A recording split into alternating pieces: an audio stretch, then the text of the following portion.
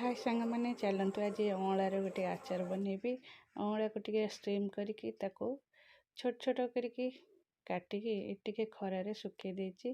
टे सुखीगले टे भल लगे। तापर मसला नहीं लंका जीरा धला सोरिष पान मधुरी मेथी मुझे कौन कली टिके कड़ई रे गुड़ अल्प हल्का खटा देवाई कारण अँलाटा एत खटा नुहे से टिके गुड़ पाग करदेली तादेह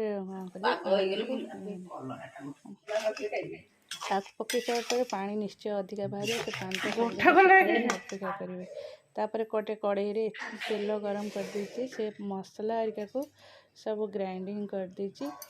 तापर देखंतु पूरा पानी केमते ड्राए होके अँलाटा केते सुंदर देखा जाउछि। तापर से मसला को ता भीतर दे ताको भल से गोले दबा ये आ एटा ठंडा हो गला परे कंटेनर रे रखिबो खाइबो।